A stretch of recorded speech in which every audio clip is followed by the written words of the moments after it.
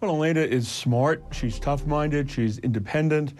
She was a spectacular teacher right from the get-go when she began as an assistant professor.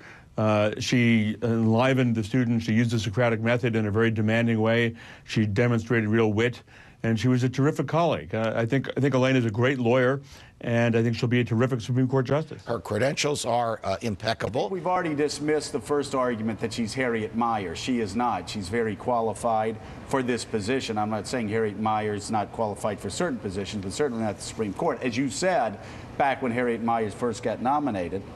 But the second thing is this suggestion that she's not a litigator and she's never been a litigator and therefore she's unqualified. Mitch McConnell said that on the floor is laughable because she's Solicitor General, the USA's top litigator, right? Well, yeah, I agree. I think she's not only qualified by experience and ability.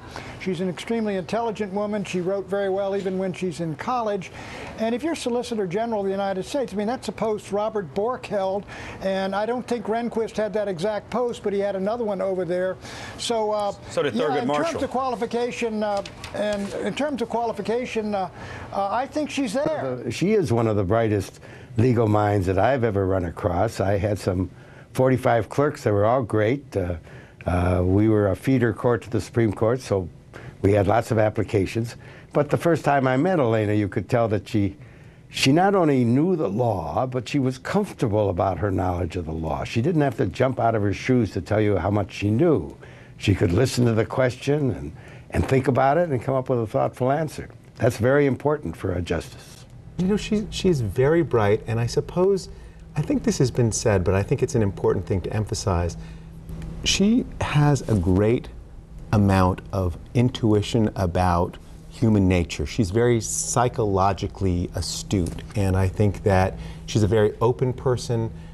She's done a lot to improve the culture at the Harvard Law School, and I think that she'll be a very effective member of the court, not merely because she's a brilliant mind and an excellent lawyer, but because she understands human nature and understands institutions. And so I think that she will be a sort of, glue in that institution that helps to hold the institution together. Well, Elena Kagan is someone who has just been a very, very accomplished professional. She's fair-minded, she's tough. She's tenacious in argument. In the Clinton administration, I've been on the opposite sides of questions from her. She argues very vigorously, but there is one quality of hers that really stands out. She listens to what other people have to say. Well, I think she certainly is an open-minded person. But I also think that she's somebody who comes with a deep respect for the Constitution.